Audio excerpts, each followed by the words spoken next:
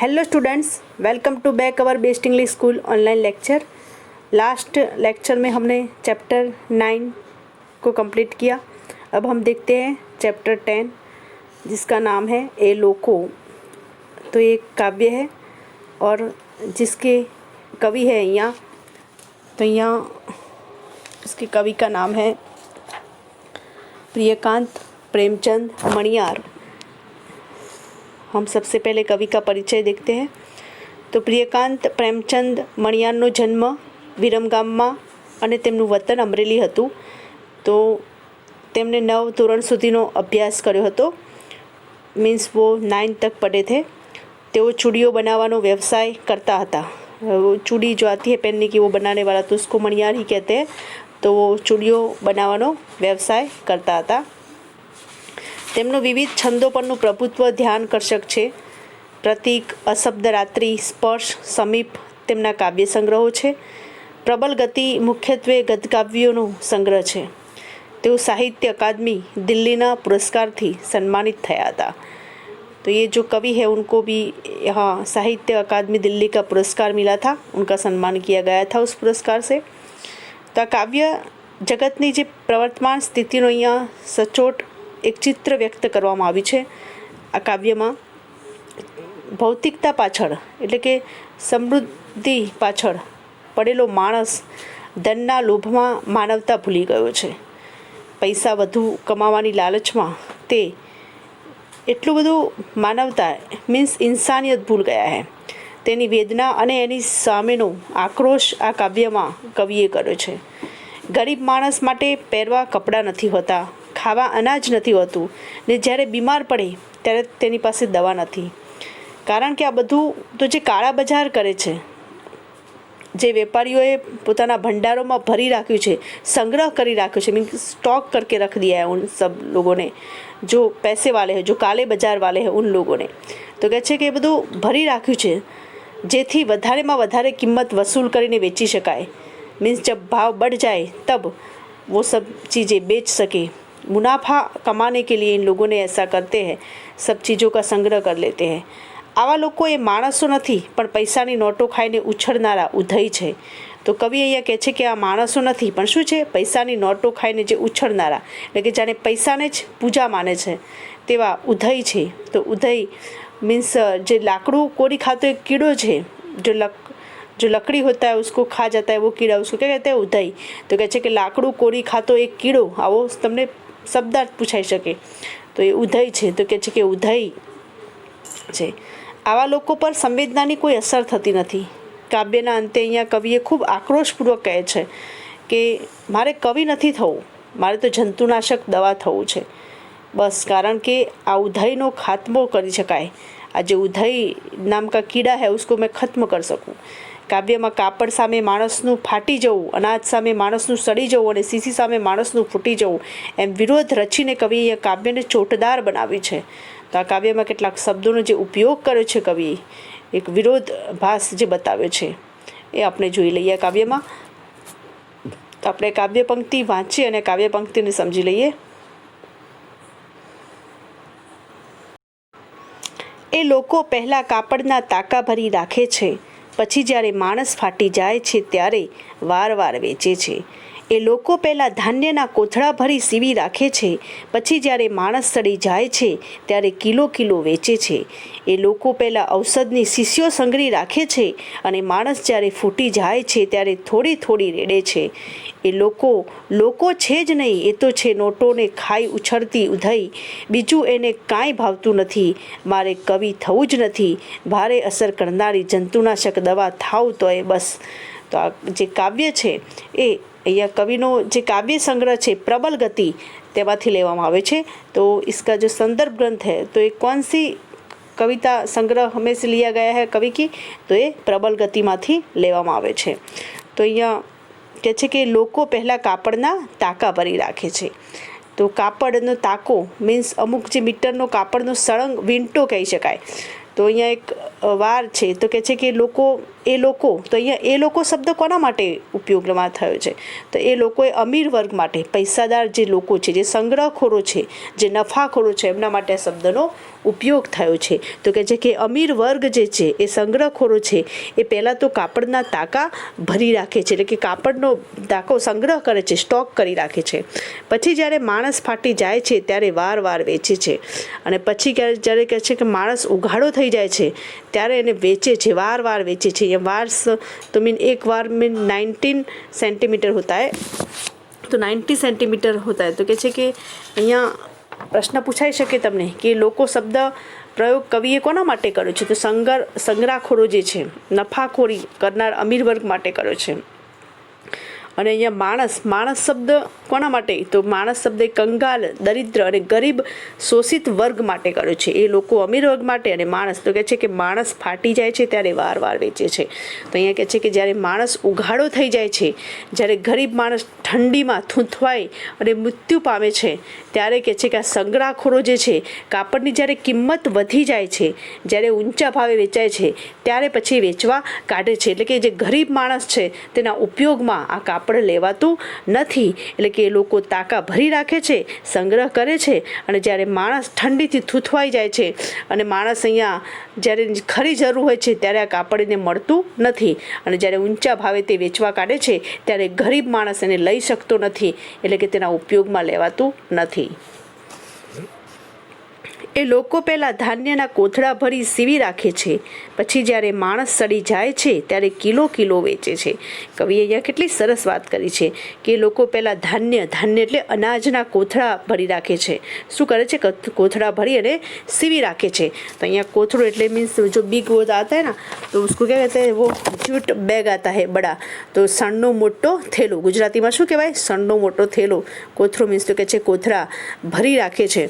તો કહે છે કે એ લોકો એટલે કે અમીર વર્ગ જો સંગ્રહખોર છે તો શરૂઆતમાં અનાજના કોથળા ભરીને તેમને સીવી રાખે છે, અને જ્યારે ઊંચા ભાવ લેવા માટે શું કરે છે? એનો સંગ્રહ કરે છે. અને જ્યારે ભાવ વધી જાય છે ત્યારે પછી કહે છે કે જ્યારે માણસ સડી જાય છે, જ્યારે ગરીબ માણસ, દરિદ્ર માણસ ભૂખે મરી જાય છે, સડી જાય છે, એનો મતલબ શું થાય અહીંયા કે ભૂખે મરી જાય છે, ત્યારે કિલો વેચવા કાઢે છે. ત્યારે તો કહે છે કે જ્યારે તે માણસને જરૂર હોય છે ત્યારે એને અનાજ મળતું નથી, અને ખૂબ ઊંચો ભાવ વધે ત્યારે તેને વેચવા કાઢે છે. જ્યારે માણસ ભૂખે મરતો હોય છે ત્યારે તે લોકો શું કરે છે? સંગ્રહ કરે છે. અને એ સંગ્રહ કરેલું અનાજ આ ગરીબ માણસના કામમાં નથી આવતું, કારણ કે જ્યારે વેચવા કાઢે ત્યારે ખૂબ એનો ઊંચો ભાવ હોય છે, એટલે કે ભૂખે મરી જાય ત્યારે કિલો વેચે છે. તો અહીંયા કવિએ કટાક્ષ કર્યો છે આ ધનિક જે વર્ગ છે એની સામે. અહીંયા કવિ કટાક્ષમાં કહે છે કે આવા સંગ્રહખોરો જે માણસોની કિંમત નથી કરતા, પણ શું કરે છે? પૈસાના પૂજારી છે. પૈસા વધારે કમાવા માટે એ લોકો આવી વસ્તુનો સંગ્રહ કરે છે, ભરી રાખે છે, અને પછી જ્યારે એના ભાવ ઊંચા જાય ત્યારે તેને વેચવા કાઢે છે, જેથી તે વધુ નફો કમાઈ શકે, વધુ તેમને અહીંયા પ્રોફિટ મળે, એ માટે તે લોકો શું કરે છે? તેને ભરી રાખે છે. એ લોકો પહેલાં ઔષધની શીશીઓ સંઘરી રાખે છે, અને માણસ જ્યારે ફૂટી જાય છે ત્યારે થોડી રેડે છે. તો અહીંયા કહે છે કે લોકો જ્યારે અમીર વર્ગ છે, અહીંયા જે પૈસાદાર છે, સંગ્રહખોરો છે, શરૂઆતમાં શું કરે છે? દવાની બાટલીઓ સંઘરી રાખે છે. અહીંયા સીસીનો મતલબ શું થાય? બોટલ, મીન્સ ઇંગ્લિશમાં उसको બોટલ કહેते हैं, ગુજરાતીમાં શું કહેવાય? બાટલી. તો કહે છે કે ઔષધ મીન્સ દવા, મેડિસિન. તો અહીંયા કહે છે કે દવા હોય છે એને શું કરે છે? શીશીઓ સંઘરી રાખે છે. જો બોટલ હોતી है उसको वो स्टॉक बना लेते हैं, तो સંઘરી રાખે છે, સંગ્રહ કરે છે. અને જ્યારે માણસ ફૂટી જાય છે એનો મતલબ યા ક્યાં હે કે જબ ઇન્સાન મર જાતા હૈ, એટલે કે જ્યારે મરી જાય છે ત્યારે થોડી રેડે છે, અને પછી જ્યારે એના ભાવ વધી જાય છે તો કહે છે કે રોગના કારણે મૃત્યુ પામે છે. જ્યારે માણસને દવાની જરૂર હોય છે ત્યારે એ લોકો સંગ્રહ કરી રાખે છે, સ્ટોક કરી રાખે છે, અને જ્યારે એની ઊંચી કિંમત થાય પછી થોડી રેડે છે, એટલે કે પછી એ વેચવા કાઢે છે. પણ જે ગરીબ વર્ગ હોય છે, જેને જરૂર હોય છે, તેમને આ દવા ઉપયોગમાં આવતી નથી, એટલે કે ગરીબ લોકો માટે આ દવાનો ઉપયોગ કોઈ થતો નથી. તો આ રીતે અહીંયા કવિ એક કટાક્ષ કરે છે કે આ જે એક વર્ગ એવો છે, તો અહીંયા આ સ્વાર્થી માણસો છે અત્યારે એ બધા, કે જે પોતાના સંગ્રહ કરે છે નફો કમાવા માટે, બધી જ વસ્તુઓનો સ્ટોક કરી રાખે છે, અને જ્યારે એના ભાવ ઊંચા કમાવા માટે તેને ગરીબ માણસના કામમાં નથી આવતી. એ લોકો ફક્ત પૈસા કમાવા માટે જ આ બધું કરતા હોય છે. એટલે કે તેમનામાં માણસાઈ મરી પરવાળી હોય છે. અહીંયા કવિનો કહેવાનો મતલબ એવો છે કે જે ગરીબ માણસ અનાજ વગર ભૂખે મરતો હોય છે, તેને પહેરવા માટે કપડાં ન હોય, પણ શોષણખોરો જે છે અનાજ અને કાપડનો જે સંગ્રહ કરીને તેને ઊંચી કિંમતે વેચે છે. તો કવિ આવા લોકોને કે તેઓ કોઈ પણ રીતે પૈસા કમાવા ઈચ્છે છે. ગરીબ માણસ ભલે અનાજ વિના, કપડાં વિના, દવા વિના રીબાતો હોય, ત્યારે આ લોકો જે છે એ ગેરલાભ ઉઠાવે છે. તેને અનાજ, કપડાં, દવા ઊંચા ભાવે વેચે છે, જે તેના કામમાં આવતું નથી. તો અહીંયા એ લોકો સંવેદનશીલ બનીને આ ગરીબોના દુઃખ દૂર કરવા જોઈએ, એમને મદદરૂપ થવું જોઈએ. પણ તેઓ શું કરે છે? તેઓ તેમની લાચારીનો લાભ ઉઠાવે છે. એ લોકો છે જ નહીં, એ તો છે નોટોને ખાઈ ઉછળતી ઉધઈ. અહીંયા ઉધઈ, તો ઉધઈ એટલે શું થાય? ઉધઈ એટલે એક લાકડું કોરી ખાતો એક કીડો છે. તો કહે છે કે આ તો ઉધઈ છે, આ લોકો નથી. આ શું છે? એ લોકો છે જ નહીં. એટલે કે આ લોકો છે જ નહીં. એ તો શું છે? તો એ તો પૈસાના પૂજારી છે. નોટોની ખાઈ એટલે શું? એ તો પૈસાના પૂજારી છે. मीन्स पैसे उनके लिए सब कुछ है, उनके लिए इंसानियत कुछ भी नहीं. तो ऐसा ये कवि यहाँ कहने का मतलब ये है. તો કહે છે કે એમને અહીંયા કહે છે કે બીજું એને કાંઈ ભાવતું નથી. શું કહે છે કવિ? બીજું એને કાંઈ ભાવતું નથી. એટલે કે એમને પૈસા વગર કશું ગમતું નથી. ફક્ત પૈસા પાછળ જ તેઓ પડ્યા છે. ફક્ત પૈસા કમાવા માટે, ધન કમાવા માટે જ તેઓ મશગુલ છે. તેમને માણસાઈની કોઈ પડી નથી. તેમને ગરીબ લોકોને મદદ કરવી નથી. એ માણસાઈ જો ઇન્સાનિયત है उनमें से वो मर गई है इंसानियत. તો કહે છે કે મારે અહીંયા લાસ્ટમાં કવિ કહે છે મારે કવિ થવું જ નથી. કહે છે કે મારે કવિ થવું નથી. ભારે અસર કરનારી જંતુનાશક દવા થાવ તો એ બસ. भारे असर करनारी એટલે કે ખૂબ સ્ટ્રોંગ हो ऐसी दवा बननी है मुझे, ऐसी मेडिसिन में बनना चाहता हूँ. તો અહીંયા કવિ કહે છે કે મારે ભારે અસર કરનારી જંતુનાશક દવા થાવું છે. તેવી દવા થાવ કે જેથી આ જે સંગ્રહખોરી છે કરનારા જે લોકો છે, જે નફાખોરી કરનારા લોકો છે, જ્યાં અમીર વર્ગ છે, જો પૈસે વાલે હે, તો કહે છે કે એમની માનવતા જગાવી શકું. તો કે છે આ ઉધઈ જે લાગી છે એ ઉધઈને દૂર કરી શકું. આ જે અમીર વર્ગ છે શું છે? નોટો ખાનારી ઉધઈ છે. તો કે છે એ લોકોની માનવતા જગાવી શકું એવી મારે દવા બનવું છે. તો કવિ કહે છે કે આ કીડાનો નાશ થાય એવી મારે દવા બનવું છે. તો અહીંયા કવિ શું કરે છે? એક આક્રોશ વ્યક્ત કરે છે લોકો પ્રત્યે કે તેઓ એક સંગ્રહખોર અને નફાખોર કરનારો માનવતા જગાવવા માગે છે. એટલે છેલ્લે કવિ અહીંયા કવિ થવા નથી માગતા. શું કહે છે? મારે કવિ નથી થવું, પણ મારે તો એક જંતુનાશક દવા બનવું છે. જો કીટાણુ મારને की वो दवा आती है वो दवा बनना है मुझे. તો કહે છે દવા બનું જેથી આ લોકો જે ઉધઈ છે, આ જેવા લોકો છે સંગ્રહખોર નફાખોર લોકોનો નાશ થાય. એ લોકોને અહીંયા માનવતા જગાવી શકું. તો આ કાવ્યમાં અત્યારે સાંપ્રત સમયમાં સ્વાર્થ માટે લાગણીશૂન્ય બનેલા મનુષ્યોનો એક વર્ગ એવો છે જેને માત્ર નફા સાથે, ફાયદા સાથે કે મળનાર લાભ સાથે જ સંબંધ છે. એટલે કે માનવતા મરી પરવાળી છે. લોકોની જરૂરિયાત જેટલું ના મળતું હોય, લોકોને કપડાં, અનાજ, શોષણ થતું હોય, ત્યારે અહીંયા કવિને કવિ બનવા કરતાં તેને નાશ કરનાર જંતુનાશક દવા બનવાની ઈચ્છા છે, જેથી સમાજમાં વ્યાપી ગયેલી જે અમાનવીય અભિગમ રૂચિ ઉધઈનો નાશ કરી શકે. તો અહીંયા આપણે સંવેદનશીલ હોવું જોઈએ.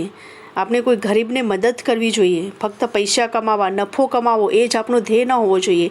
પણ કોઈ ગરીબ માણસને કપડાની જરૂર હોય, અનાજની જરૂર હોય, તો આપણે તેવા લોકોને મદદરૂપ થવું જોઈએ. એ લોકો માટે આપણે થોડા ઓછો નફો મળે તો પણ, અથવા નફો ન મળે પણ કોઈ માણસને ઉપયોગી બનવું જરૂરી છે. એ માણસને ખરા સમયે ગરીબ માણસને દવા ન મળે, બીમાર હોય તો તેને રોગ દૂર કરવા દવાનો ઉપયોગ ન થાય. તો એવા આપણે પૈસા કમાવા એના કરતાં માણસાઈ થોડી હોવી જરૂરી છે. અને આપણે માણસાઈ બતાવવી જરૂરી છે. એટલે કે ફક્ત નફો કમાવો અને ફક્ત ધંધામાં નફાનું જ ધ્યેય રાખવું એ જરૂરી નથી. પણ કોઈ માણસને ઉપયોગી થઈ પડવું, કોઈ ગરીબને મદદ કરવી એ પણ એક વલણ આપણું હોવું જોઈએ સમાજ તરફ. અને એક માનવતા બતાવવી એ વધારે જરૂરી છે. દરેક માણસમાં માનવતા હોવી જરૂરી છે, દયા હોવી જરૂરી છે. એવું અહીંયા કવિ કહેવા માગે છે. શબ્દ સમજૂતી, સમાનાર્થી શબ્દાર્થ. કાપડના તાકા એટલે કાપડનું ફાટ્યા વિનાનું લાંબુ એકસરખા લુગડાનું થાન. વાર એટલે 3 ફૂટ જેટલું માપ. ઔષધ, ઔષધ મીન क्या होता है? औषध, दवा. સંગરવું તો સંગ્રહ કરવો.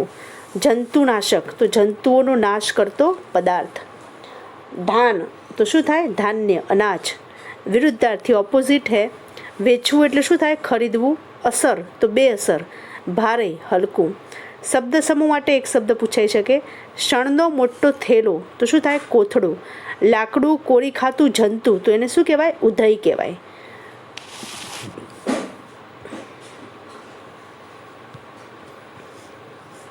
અહીંયા સ્વાધ્યાય છે. નીચેના પ્રશ્નો વિકલ્પોમાંથી સાચો વિકલ્પ પસંદ કરી અને ખરાની નિશાની કરવાની છે. અહીંયા કવિને કવિ કેમ થવું નથી? તો કવિ થવું અઘરું છે. હવે કવિતા કોઈ વાંચતું નથી. કવિઓ ગરીબ હોય છે કે કવિ શોષણખોરીનો નાશ કરનારી જંતુનાશક દવા બનવા માગે છે? તો કવિને કવિ થવું નથી, પણ શું થવું છે? કવિ શોષણખોરોનો નાશ કરનારી જંતુનાશક દવા બનવા માગે છે. કાપડના તાકા ભરી રાખનારા લોકો ક્યારે કાપડ વેચે છે? તો સમય આવે દાન કરે છે. માણસ જન્મે ત્યારે વેચે છે. માણસ ફાટી જાય ત્યારે વારે વારે વેચે છે કે માણસને જરૂર હોય ત્યારે આપે છે? તો અહીંયા માણસ ફાટી જાય ત્યારે વાર વાર વેચે છે.